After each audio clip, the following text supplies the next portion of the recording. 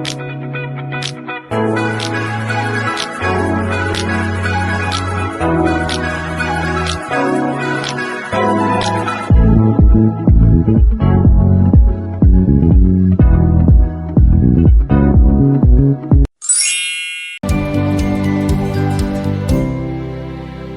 name is Chinwe Lebechi, and I am the founder and host of Prayer Talk, the unique global movement talk show that seeks to educate, encourage, as well as be able to discuss all of our topic discussion that we have on the table. And then what makes us really unique from any other talk show that you ever have ever been to is that at the end of towards the time that we spending together here, we're going to be praying over all the issues and concerns that have been shaping our world and really needs to be discussed. And today being Destination Africa, and which is the fact that we want to encourage all African diaspora and Africans to really make it a point to visit the African motherland, which is Africa continent. So today we have an exciting show for you. Our show topic centers around continuing that strengthening that bond among all Africans worldwide. That is Africans for us. Africans are Africans born in a continent, Africans, African-Americans, Afro-Caribbeans. So also, you may not know, there are Afro-Latinos as well among us all over there, all over the world. We also will be seeking to educate everyone today, empowering all that is in here with us, and then also be able to give you enough information to go home to your community, to your base, and share it with, as you intermingle or interact with any African-Americans or any Afro-Caribbeans or Afro-Latinos in the community, share with them, empowering them how they can be able to take advantage of their birthright, the heritage and the culture, and experience it in person, not just learning it from school, which most times may not be enough, or even from hearing from someone. But our goal is to always equip everyone that comes to our show. Each show is very unique. Equip you so that you know how to interact with one another when we meet each other. Last month, we dealt with relationship between all these communities. Some Africans shared how they were in class with other African-Americans and vice versa, other Africans or Caribbean, and it was so hard to relate to the Africans from the continent. So we set ourselves up here at Prayer Talk to really be the bridge that just really, takes any kind of conflict, take whatever building block that you may have thought about, and just take it outside of the context and make sure that the relationship that we have among each other within our community as Africans goes very smoothly. Whoever you are, you will come away with something, a new idea, a fresh perspective, knowledge, a new way of relating to your brothers and sisters out there in the community, whether you're meeting them at a party or classes. Usually it's during the education, and we seem like we don't even know each other. That's why we set it up to really be here, the gap, the bridge that really bridge the gap and make sure everyone knows what they need to know. Moving on, we want to make sure that by the time you finish with us today, that you can literally apply in your relationship with God, and as well as your relationship dealing with each other within the community. Because when you respect everyone in a community, not just also us, but you also then respecting God and living out the fulfilled life that God calls each and every one of us to live. Without further ado, let me go ahead and call upon Reverend Emerum. Can you please open us up with a prayer? Father, we just want to thank you today for the gift of life. Thank you for bringing us together again this afternoon from here. Thank you for the purpose that we have assembled to accomplish here tonight. We ask, oh God, that you guide us, help us, enable us, expand our thinking. Lord, open our sight. Let there be new insight, new perspectives, new comprehension. Lord, the scripture says that God sets solitary places. We want to thank you for our brothers and sisters calling from different parts of the world. As we move on tonight, we ask, oh God, that we will sail through, and at the end of it all, there will be value that every one of us will take back home. We give you praise. Thank you for our host. Thank you for the strength and wisdom you have granted her, Lord. We ask, oh God, that you keep on strengthening her to drive this move. We thank you and we give you all the glory. In Jesus' name, we have prayed. Amen. Amen. Amen. Father, we just want to Awesome. Awesome. Thank you so much, Reverend Amiram, for welcoming us in the presence of the heavens. Without further ado, I'll go ahead and now and introduce our guest panelists. We have Reverend Amiram. He's one of our guest panelists. And I'll go ahead and start with him. Reverend Emeka Emerum is a very innovative thinker whose ministry has taken him all over Nigeria in West Africa. In fact, since 1999, Reverend Emerum has been the CEO of Rehoboth House. It's a Christian publishing company here in North America and as well as in Africa.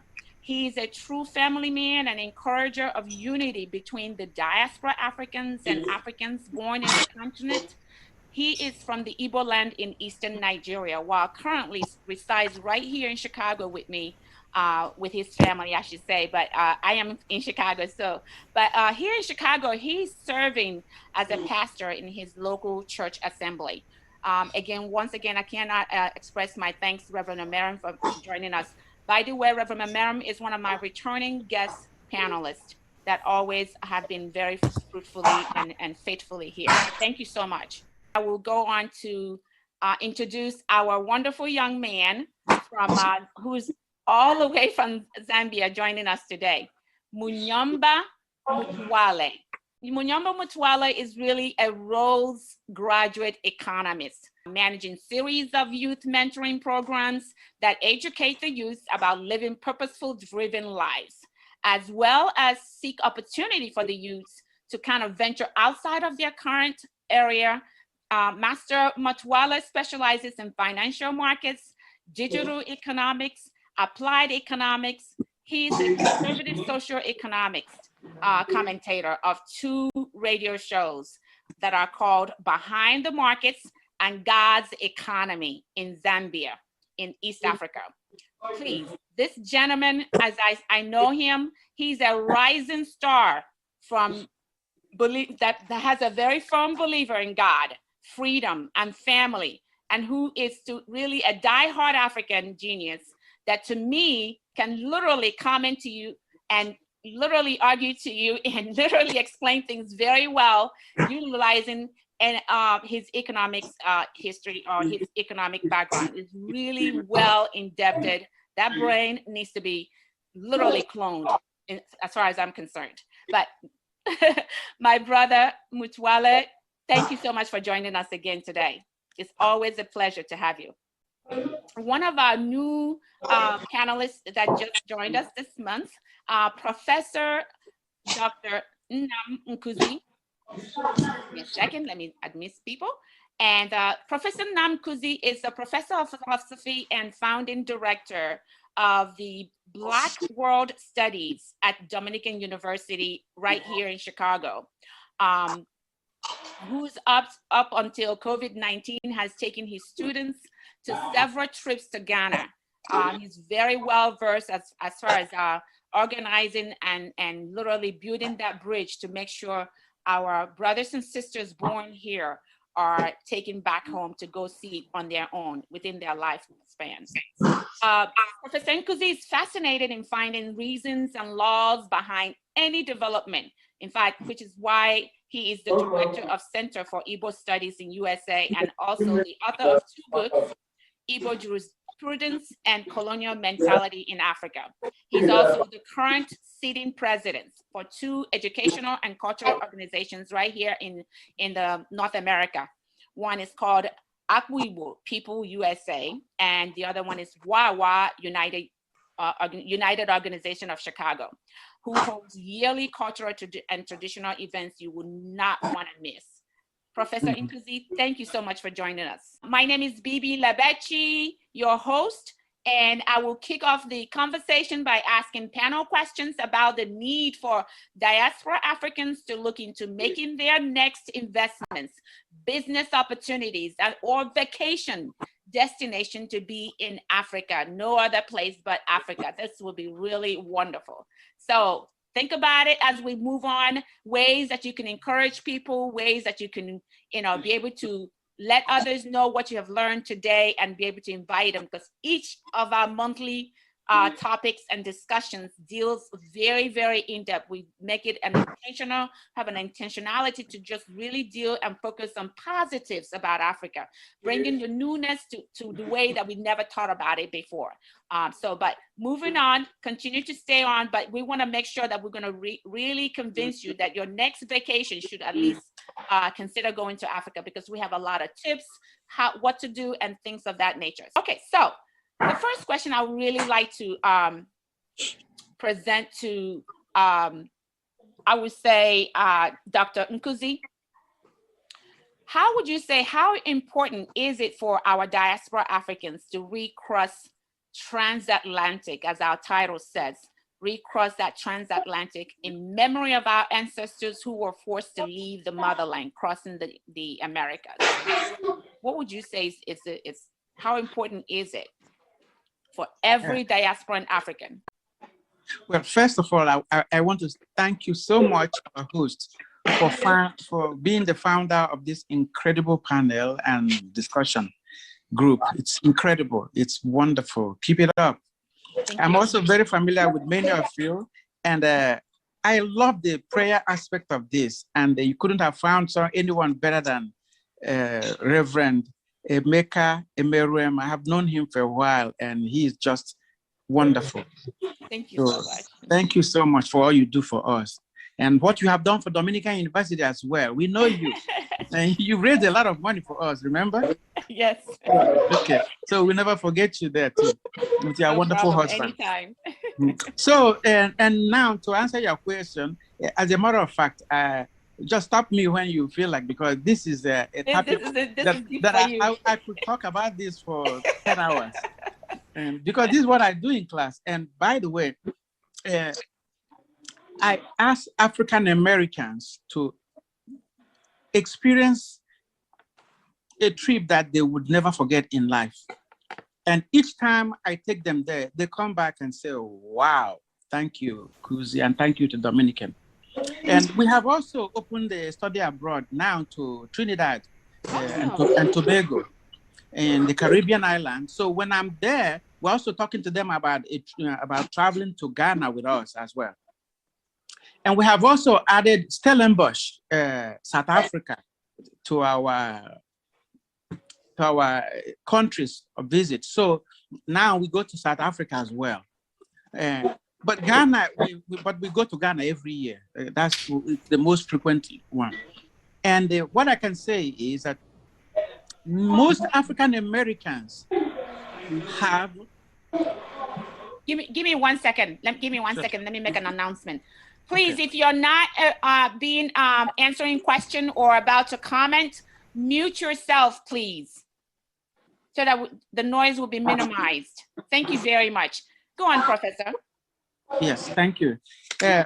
In my book, Colonial Mentality in Africa, the first chapter is about misconceptions about Africa, because I found that many African Americans have this, and Afro-Caribbeans too, have this misconception of Africa as a place where there's so much violence and people die there. I tell them that the number of people that die in Chicago alone in a week is a lot more than everything. The number of people that die in Ghana all year is the safest place that I've ever been in my life. As a matter of fact, we were going into Ghana in the evening at about 8 p.m. one day, and from the airport, and we saw a number of art crafts on the street, in the marketplace, covered with plastic overnight, and students were asking me, really? Nobody touches this? I said, nobody touches them. By 2 a.m., my students are wandering all over the place, going to nightclubs and so on and so on, and coming home in Ghana. and they wonder, wow. And African Americans, they have this misconception about Africa. And once they come back, they say, oh my goodness. And many African Americans are beginning to discover that now. And guess what they're doing? They are buying houses there, and they're taking advantage of the lakefront there, because in Africa, we don't even value properties by the ocean. Right. So what African Americans have done is they have gone to the Atlantic Ocean by Ghana, and guess what? They're buying all the properties by the riverine areas, by the ocean, and they would build hotels and houses there for no money at all, just for chicken change. They buy all this, and they're happy there. They're preaching for people to come out there, and Ghana is so supportive of them. Ghana is even giving out lands there, and Cameroon too, giving lands to African Americans to come there and settle. So thank you so much. Thank you. Thank you. Thank you very much. I know this is very dear to your heart. Let me take the question, same question to Munyamba, given that you're in Africa. How important is this to all Africans to really travel around? Because even in Zambia, and I know even as we are in Nigeria, the same thing that is happening over here is also happening over there. It's important that we also cross over to the next neighboring country and then be able to, because I feel like once we go somewhere, the awareness, the knowledge is very kind of like eye-opening. So you'll be able to communicate and then welcome people like our brothers and sisters, be able to say, okay, instead of what we see usually are the Caucasians, and we tend to hug up to them. But, I think it would make sense. Give us your view from the African perspective, who live there, how important it is for the Africans to also travel to other African countries and be able to relate it to the importance of African Americans or diaspora Africans really traveling down to Africa.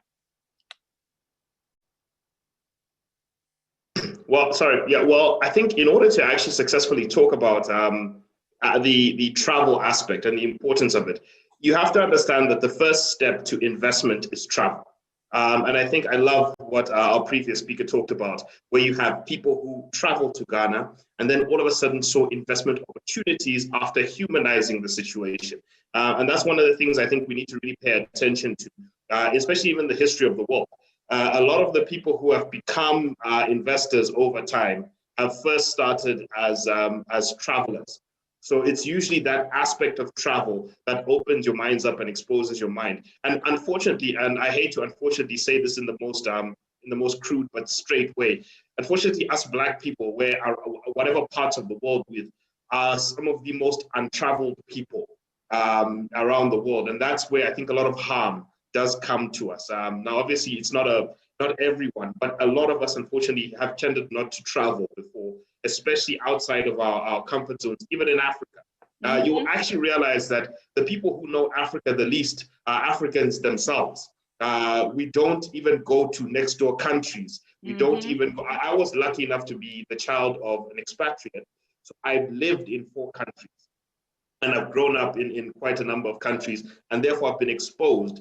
But I've also realized that a lot of people have not left Africa, have not left even their country in order to think differently. And that's the first step of learning to think differently. I'd like to tell you just a little story of the company Lyft. Many of you guys there in America have obviously probably taken an Uber or a Lyft. But the story you don't know is that Lyft actually got the idea from a trip to Zimbabwe. The founders of Lyft,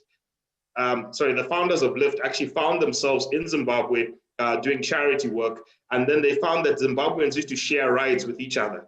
And they said, wow, this is such a cool way of actually traveling around instead of looking for a taxi. And because they exposed themselves to the idea, they built a company back in America. And there you've got Uber's biggest competitor, Lyft. So the point I'm trying to drive at is that travel is the first step when it comes to investment. Travel is also the first step when it comes to trade. One of the other things you will discover here, and just one point to really press here, is that in order to establish trade opportunities, without even just looking at investment, even trade, you have to travel here and see this.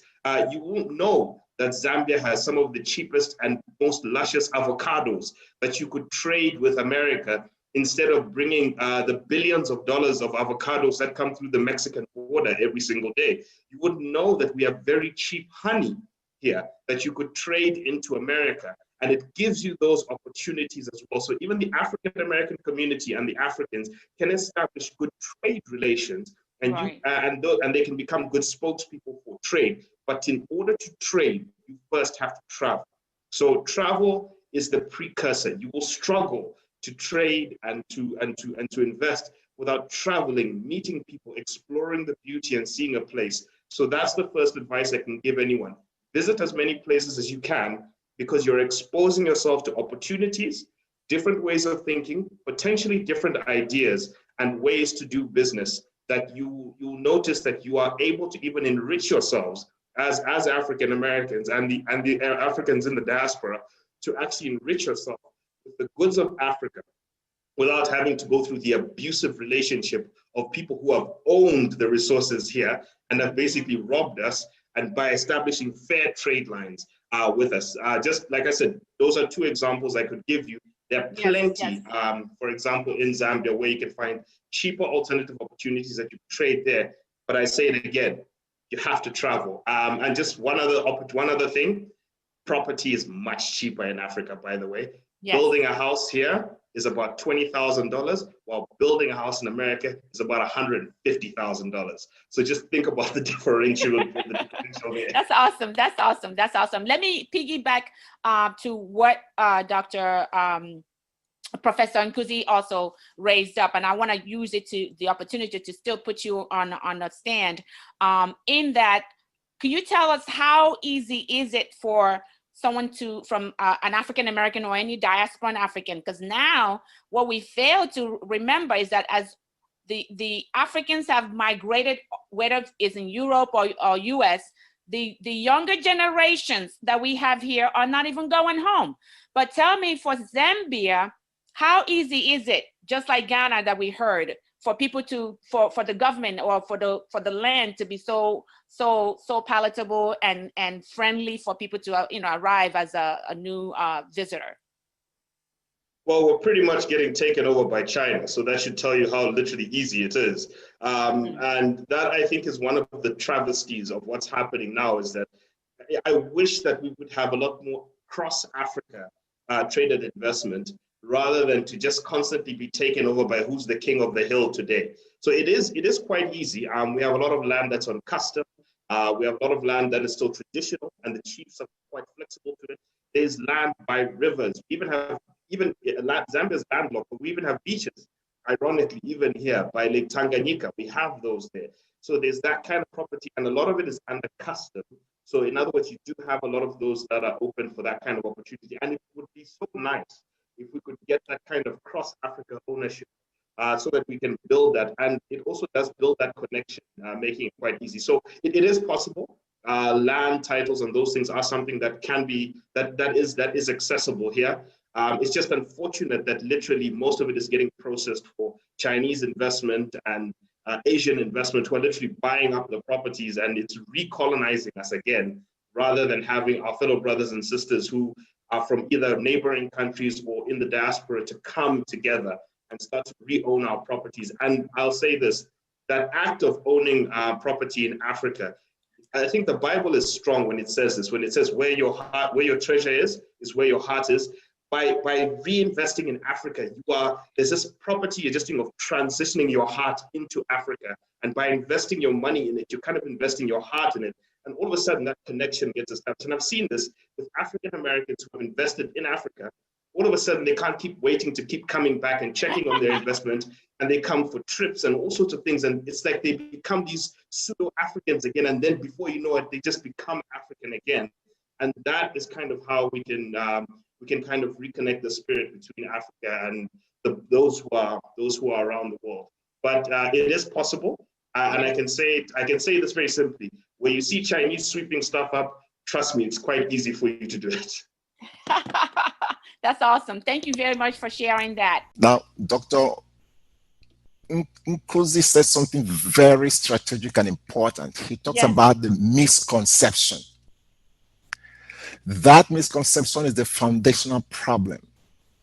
Like the example our brother Munyumba is giving about the Chinese coming in, they have the right information. Their conception about this real estate called Africa is a huge investment opportunity for them. Mm-hmm.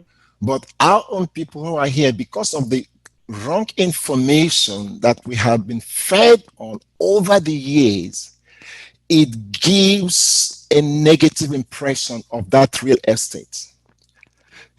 The most opportune place to invest today, when you're talking about investment opportunities, believe me, is in Africa. But the problem now is, who sees that opportunity? I remember in 1999 or 2002, with an Indian man in Lagos. You know what he said? He said, you pick gold on the streets of Lagos. Mm.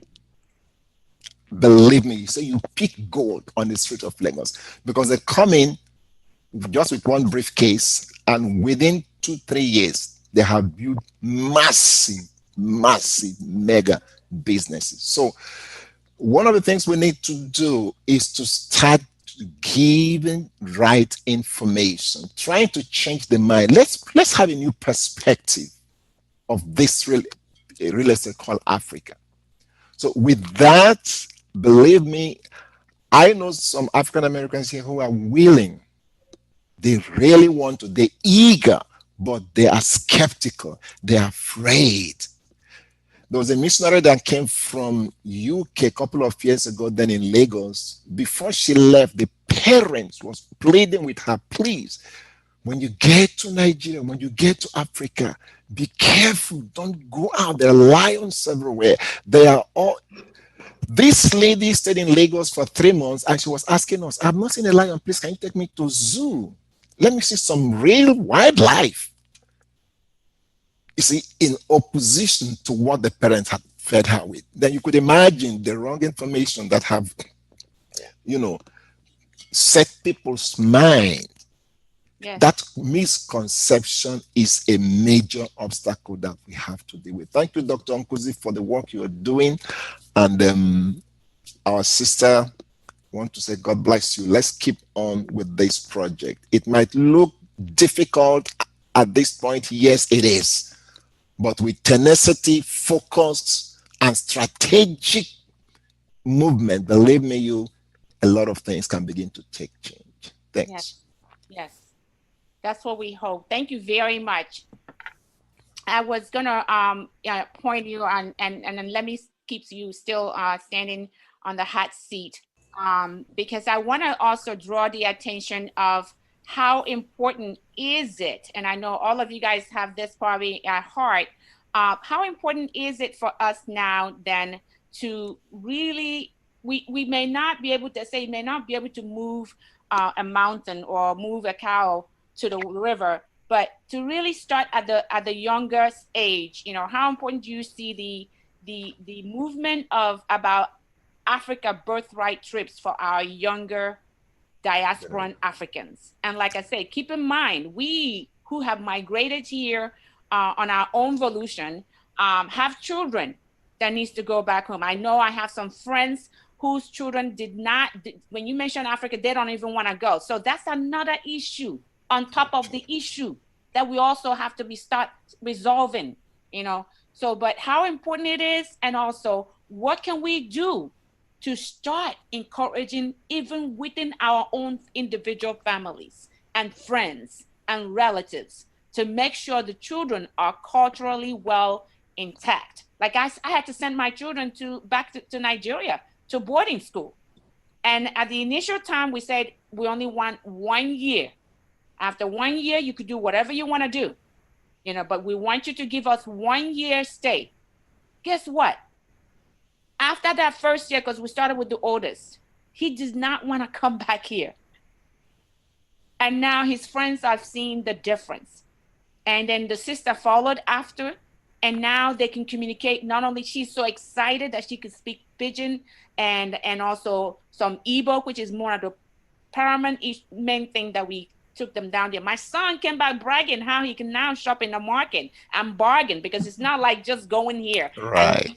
and pay for something. So the culture different, and the education is really unmeasurable, you know. But touch on that as far as with respect to youth, the importance of our children that we bear in here, to make sure that they also understand it's not just the African-Americans or the Latinos or Afro-Latinos or Afro-Caribbeans in that sense. Yes.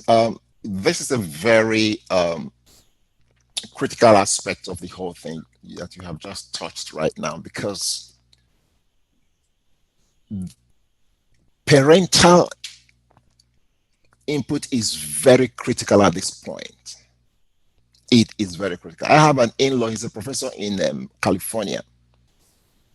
The children, they have an Igbo school where they educate other Nigerian Americans how to speak Igbo language. Their father is a professor in California, San Jose University. He has been there for about 30 years.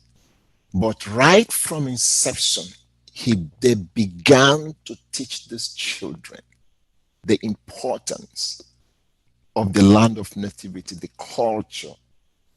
So these children, they grew up with that. Every year they take them home during the vacation. Every year they take them home. So when parents leave that vacuum for a while, it becomes a very big challenge to fill afterwards. So they need to begin to educate our parents right now. It is very critical. Then for the youth that have already created that vacuum, now what do we do to bring them, to change them? Because we are still talking about wrong conception, perspective. It is critical. The information you have up there determines how you process the world, determines how you evaluate things. So there is that need to strategically, intentionally begin to drive their focus towards that direction.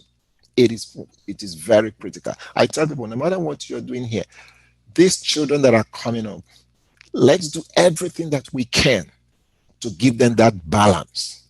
Because when they have it, they become more useful, not only to the American society, but to the globe as well. They can become instruments of change. They can easily relate with their fellow African-Americans, Caribbean Americans, friends here, and talk to them at that level. And they will comprehend, they will appreciate what they're saying. And that will begin to make a lot of difference. The input of parents is very strategic. Yes, thank you very much. I appreciate that. I see Brother Munyamba raise his hand to give us a little bit of insight on this question that we are deliberating on. So yes, just one other, I think we talked about misconceptions very quickly of Africa. I wanted to give some figures, for example, where people are taught to see danger in Africa. And as he pointed out, the Chinese have seen opportunity in Africa. Let me give you some numbers here. I know some of you have been to your jewelry shops and you've seen emeralds and rubies.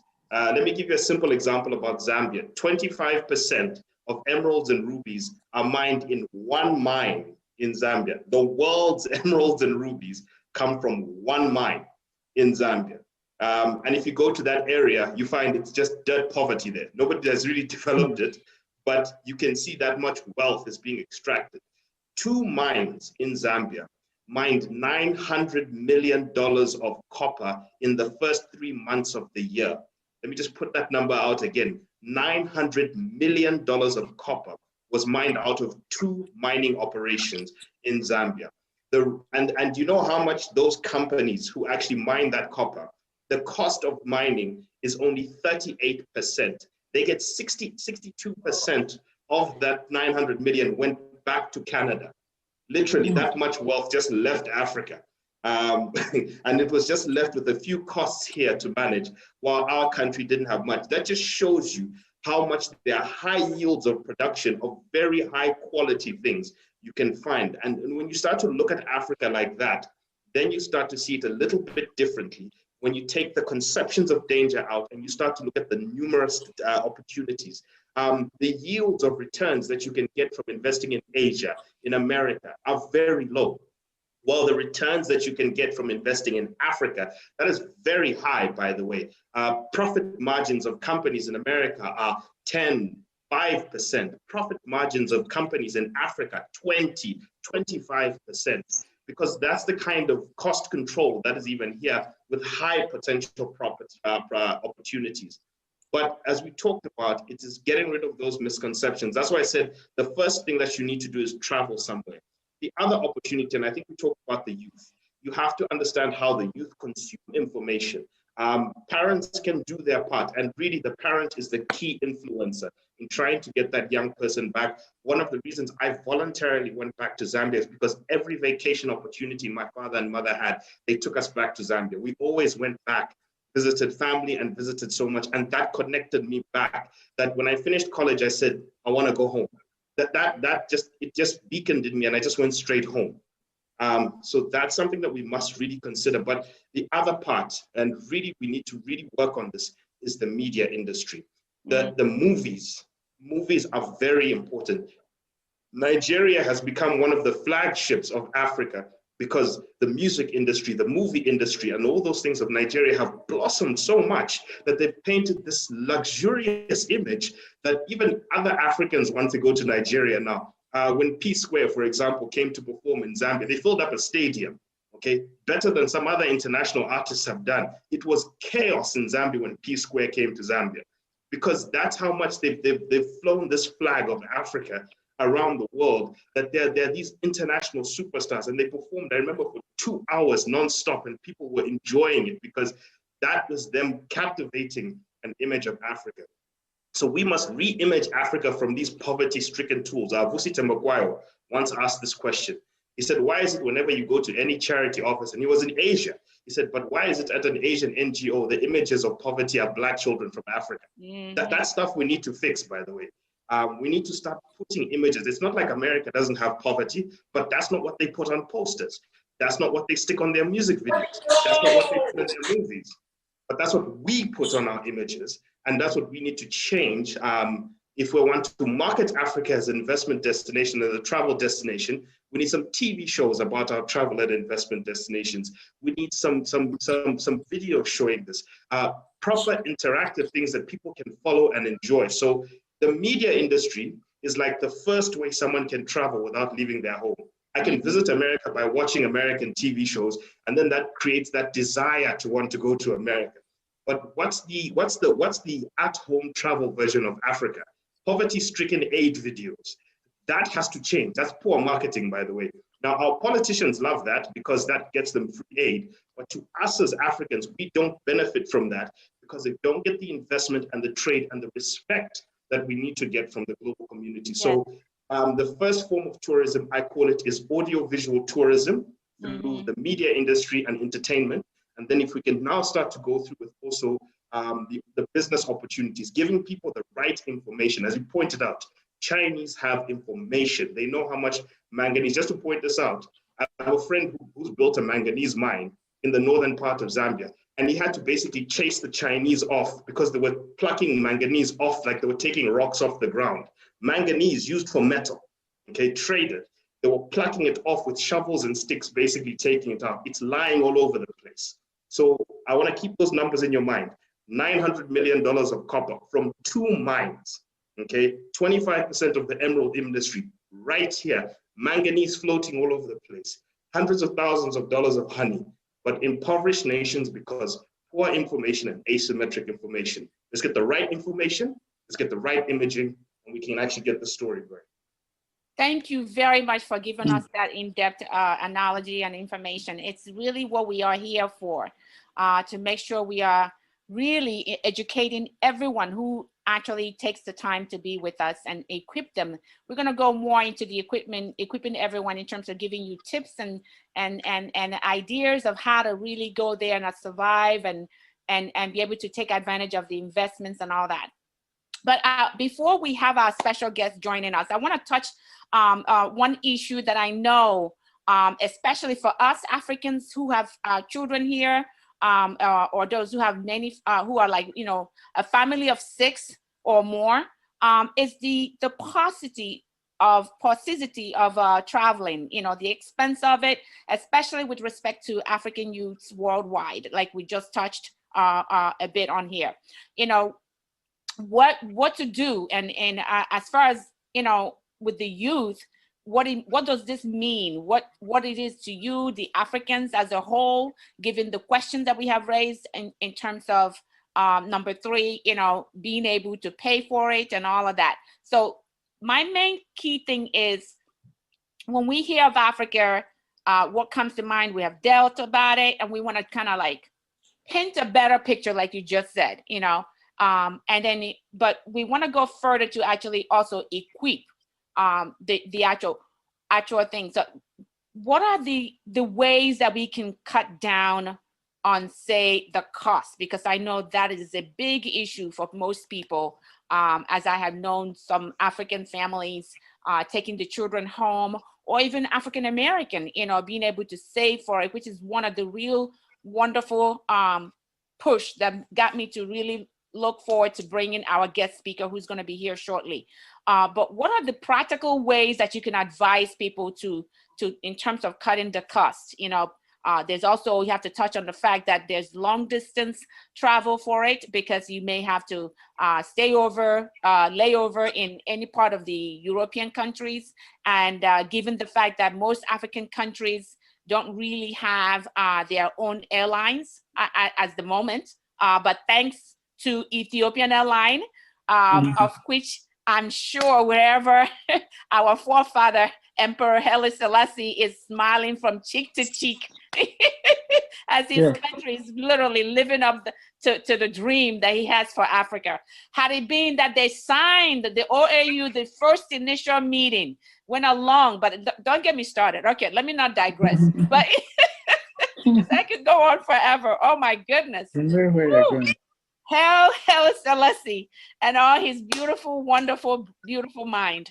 But anyway, staying on course, what are the practical things that we can, give to people? Dr. Nkuzi, my brother, economist Munyambi, and Reverend Amerum, that will really bring that barrier, because the key thing is that we want to solve any but. I would love to go, but I want to get it out of the way. And when you see why I say I want to get it out of the way, because when we have our guests, you see our guest speaker, especially all of you guys are guest speakers, but the special guest speaker I've brought specifically for the youth area, you come to understand why I'm asking this question, because I want to make sure there's no more excuse for anyone to go to Africa, especially given what you have heard. This whole issue about traveling to Africa started, just to give most of you guys who are new to the show, it started way back in January, after our first January show. And one of our guest panelists promised, and we spoke so heavily, in-depthly a little bit about this. And he promised, and he put out the actual request and say that I will be the one to take 10 people to Africa if you are ready to sign up today. So that has got us on our quest, and we have actually got a lot of people interested, and we have that number increasing, which, by the way, if you are here today and you're hearing us and listening to us, please raise your hand and we'll put you on that list of those interested in going to Africa. But let me go back and starting with you, Professor Nkuzi. What are the practical ways we can really cut down on the fact that it is, long distance, because of course we don't have our own airline. The Europeans make us go stop over, and instead of going directly to Africa, and then the astronomical pricing. It's supposed to be going to Africa, by the way, for most of you guys, it's equivalent to going to London. You can get a London air ticket for at least 400 these days, at least under 600. But that's triple, if that's double, if not triple, to go to Africa. And we know why, but I'm not going to go there. Well, based on my experience so far, the amount of money they spend going to Africa, they save it on food and hotel rooms. That's my experience. And that's what students have told me. Dominican University goes to not just Africa, but to European countries. And we have budgets. And guess what? The lowest in all of them is that of Africa, because the hotel is much, much cheaper in Africa. The food is much, and as a matter of fact, we spend a lot less money on anything else. And as a matter of fact, they come back talking about hospitality in Africa, and they're happy. So my problem is convincing them to go to Africa. If African Americans save money, Africans in diaspora save money to go to Paris, to go to Rome, to go to London, to travel all over the world. The problem is that the last place they want to go to is Africa, based on misconceptions. So I think all I have done so far to get a lot of people to go to Africa is education. Once they know better, they will act better, and they come back and they want to go back again. And as a matter of fact, we target the young ones, because once the young ones go, they bring their parents and relatives and friends, and they keep going. Yes. So the food is cheaper in Africa, much, much cheaper compared to Europe. Can you imagine a hotel room in France compared to a hotel room in Accra, Ghana? Oh my goodness, the difference is just clear. So that's what I have found. So the flight is, of course, would be double, not triple, double that of Europe. However, they save it while paying for the hotel rooms and food and transportation within Africa. And they come back with all the hospitality. They come back wanting to go through Europe back to Africa again and again. Mm-hmm. That's awesome. That's awesome. What are your thoughts, Reverend Amiram, please? What are the practical things that we can literally start doing to encourage removing the gap, the excuse for anyone, be it African Americans or Africans born here? Because as we have touched based on recognizing the fact that yes, we have come to from Africa to here, but those of us who have children, some of our children don't even want to go back to Africa, and that's another issue we're going to deal on our when we're dealing with our children, raising our children in August. Make sure you stay tuned. We have beautiful, wonderful titles for you. If you really stick with us, you're going to learn a lot. But Reverend, touch on the fact that what are the practical things that we can literally advise anyone who is interested, and the question about money is an issue for them? Yes, to be very practical on that, it has to be something that we plan ahead of time.